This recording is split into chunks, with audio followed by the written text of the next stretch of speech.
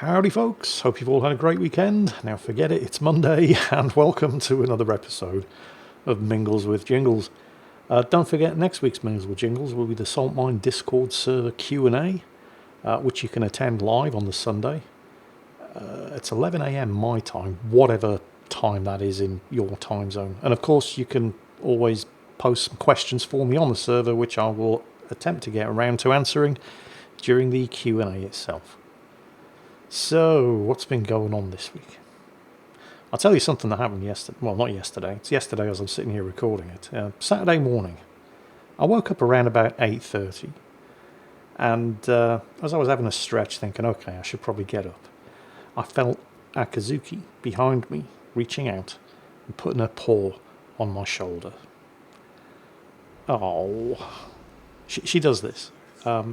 Unlike Juicy will curl up right next to me. She'll bury her ass into my armpit and snuggle up.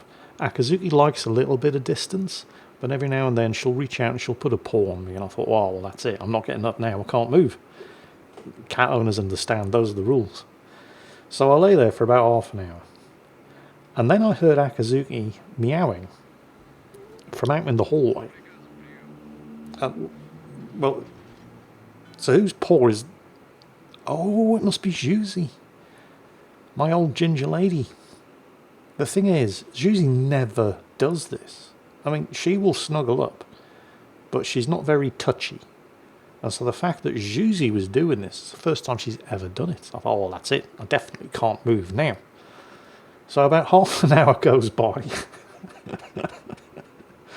And I really need to go to the bathroom. But I can't move because, cat owners get it. These are the rules. And that's when I realised that Juicy was actually sleeping in the cat bed next to my bedside table.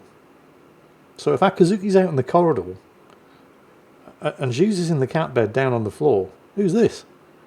So I turned around and had a look. It was a pillow. I'd lay there in bed, busting for the bathroom for an hour because a pillow had touched me on the shoulder. Yeah. Well, anyway, there's some good news and there's some bad news about the upcoming release of Saber Interactive's Warhammer 40,000 Space Marine 2, a game that I'm very much looking forward to. Really enjoyed the first one. Can't remember... Yeah, it's a September release date, September the 9th, so not long to go. The game's already been delayed at least once. I think it was originally supposed to come out in the autumn of last year. Clearly that hasn't happened, so it's been delayed by basically a year.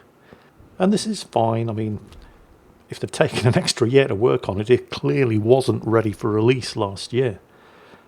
We don't want to end up with a Cyberpunk 2077 situation, do we? Although I maintain to this day that the PC version of Cyberpunk 2077 was fine on release. I mean, it wasn't completely issue-free, but I had no problems playing it. It was clearly, however, not ready for a console release. So they've taken extra time to ensure they get it right, which, this is good. We don't want people rushing games out just to meet financial deadlines or quarterly shareholder reports. However, you were able to sign up for a public beta test. There was going to be a public test of the game that you could sign up for and you'd be able to play in co-op mode. And I say was because the news has just been announced that the public test has now been cancelled. Now, this could either be a very good thing or it could be a very, very bad thing. Or it could be both at the same time. I mean, if you'd been accepted into the test, then obviously it's a bad thing because there is no longer going to be a test. This does beg the question, however, and bear in mind the release is now less than 3 months away. Why? Why would they cancel what is essentially the public unveiling, the opportunity for everybody to get their first hands on to the game if they didn't have to?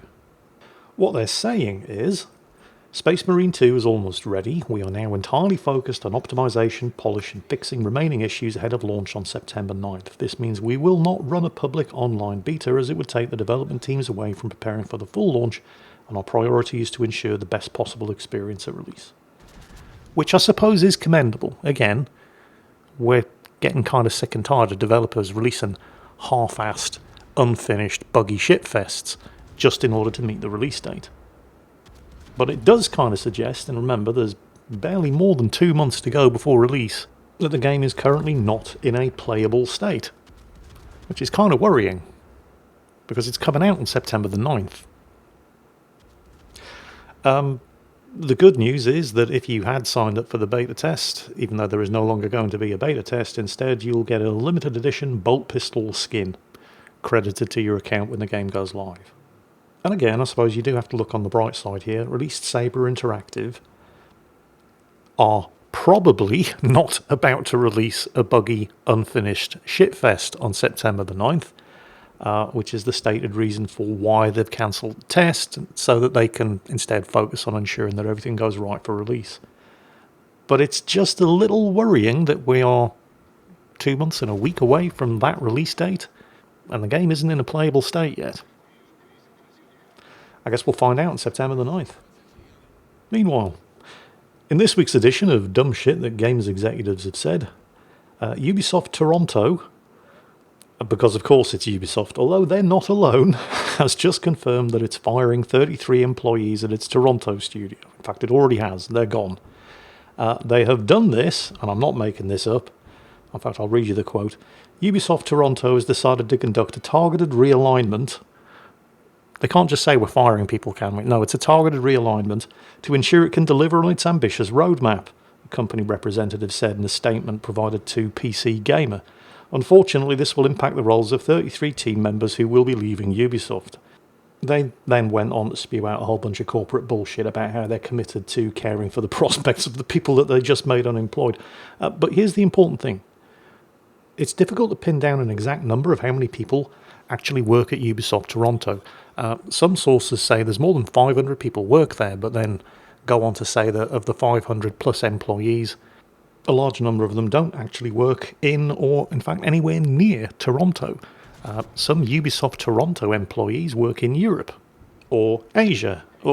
So, yeah.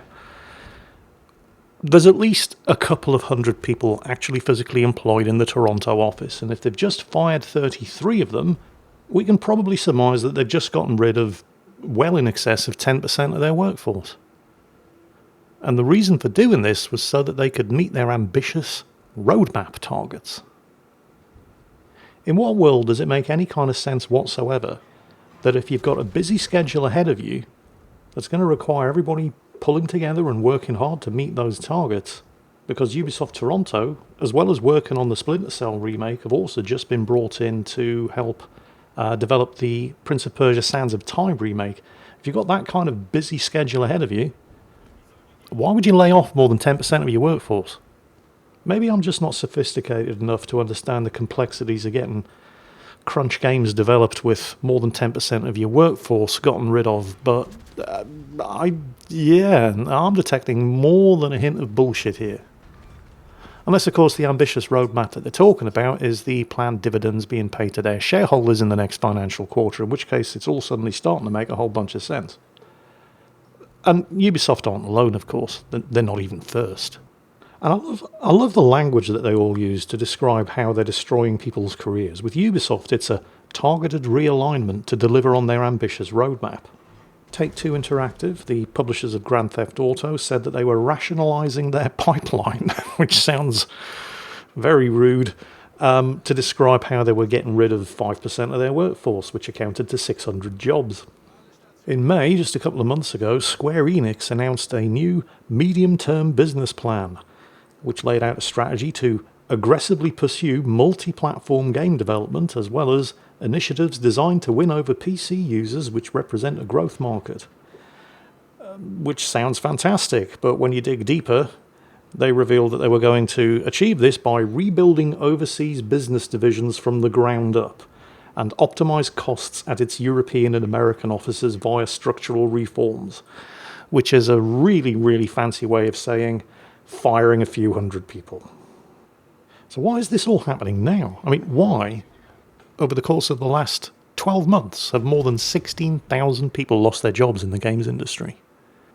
Well, you've got a choice of two possible explanations, although there's no reason why they can't both be true at the same time. One, Short-sighted management who all the way back, because this has its roots back in COVID, of course, when everybody was stuck indoors for 6 to 8 months and had nothing better to do but watch Netflix and play games. So the publishers saw, huge market growth, quick, hire more people and expand the studios, assuming that this bubble was going to last forever, when of course it wasn't. And so after a year, when things started to get back to normal, suddenly they had more employees than they needed. Oh, wow, would you look at that? Apparently this bubble wasn't going to last forever. Well, who could have seen that coming? Oh, well, never mind. Now we've got a whole bunch of people that we need to fire. Too bad. Bye. Oh, wait, no, they're not firing people, are they? They're aggressively restructuring. They're rationalising their pipeline. And so more than 16,000 people have just had their pipelines rationalised into unemployment. All because the publishers were either too stupid to understand that bubbles burst, right? That's what they do. They don't last. Or, and this is probably more likely, although there's no reason why these two things can't both be true at the same time, they just don't give a shit. They knew they were going to have to fire all of these people within a year to 2 of taking them on in the first place. And they don't care. And as we saw in last week's episode with Xbox closure of Tango Gameworks simply being a good studio full of talented people who produce hit games that sell well is no guarantee of safety.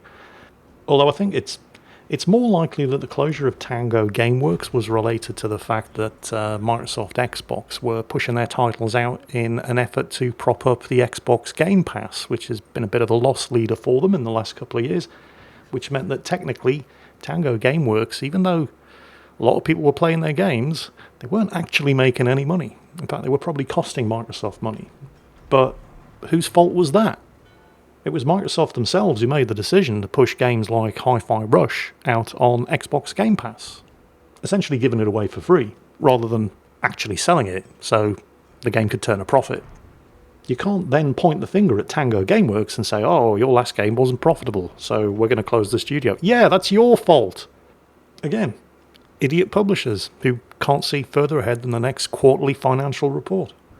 It does provide them with a convenient excuse, though, if they have another reason why they want to close the studio that they'd rather not admit to, such as the director leaving. Anyway, shall we have some good news?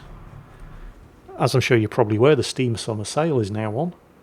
I resisted the urge to take a look until today, because I do have a couple of games in the pipeline that I'm already either looking forward to playing or have only just started to play, like the Horizon Zero Dawn sequel, by the way. But I took a look at what was on offer today, and there are some absolute bargains. I tend to be a bit more cautious about the Steam Summer Sale these days, because I haven't spent a lot of money, that's the whole point, they're on sale. But in previous years, I have definitely spent more money than I need to on Steam Summer Sale games. There are games in my library purchased during summer sales that I have never gotten around to playing. Let's just take a quick look at what I actually have in my Steam library. And all of these titles were purchased during previous year's summer sales. Ace Combat Assault Horizon Enhanced Edition, never played it. Alan Wake's American Nightmare, never played it. Great game, apparently. I think it was available on sale for something like $1. Bought it, never even installed it. Let's have a look further down the list. What do we have? Anno 1404. Deep commercial industrial empire building strategy game. Everybody raved about it. Never even installed it. Beholder and Beholder 2. I don't even know what they are. You go to their store page, they've got thousands of very positive reviews. I don't even remember buying them, but they're there in my library. The Steam Summer Sale, it has been estimated, is responsible for the vast majority of unplayed games either on or not even installed on people's PCs. So this year, I'm going to exercise a little more discrimination. So let's see what's available. So right on the front page, there are what they're listing as deep discounts. Batman Arkham Knight, 90% off.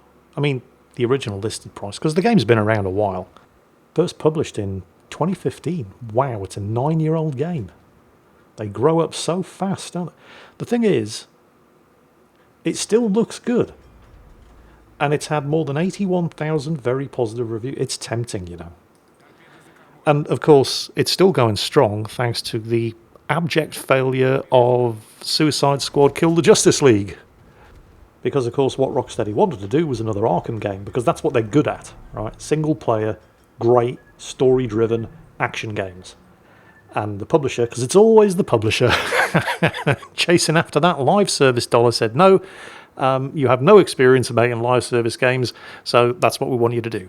Suicide Squad Kill the Justice League.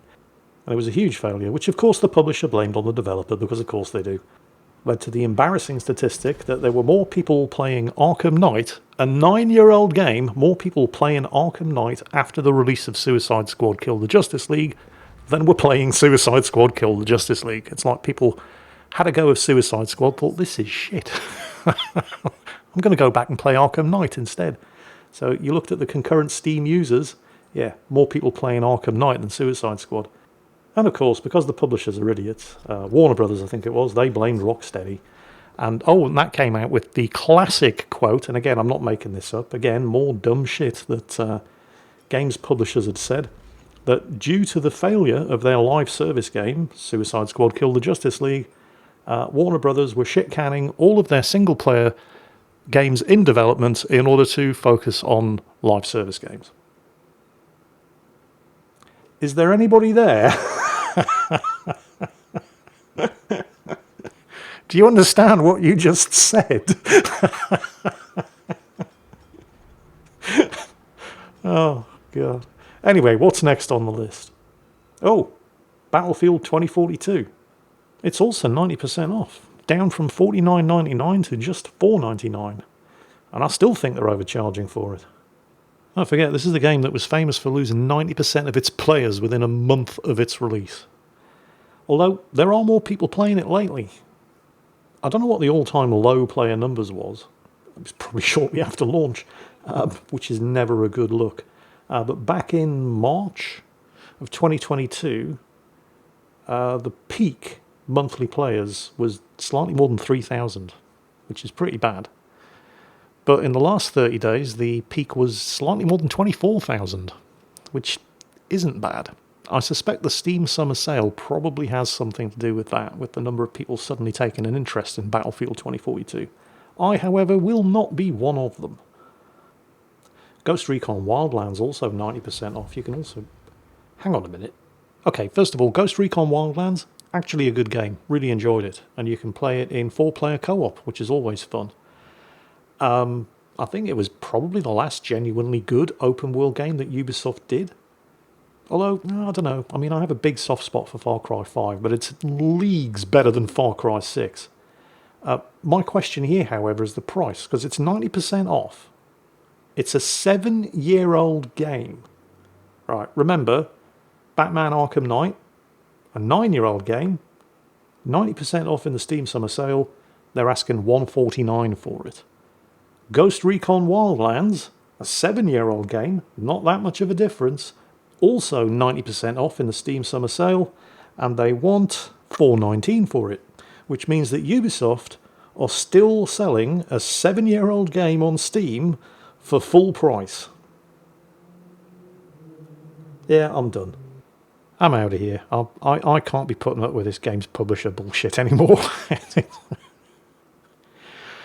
Although, if you do have some recommendations from the Steam Summer Sale, and if you already own Ghost Recon Wildlands and it's been a couple of years since you played it, there are some mods available for it now that utterly transform it in the same way that people have been messing around with ENBs and lighting mods in Cyberpunk 2077 and making it photorealistic. Same thing in Ghost Recon Wildlands. Might be worth revisiting.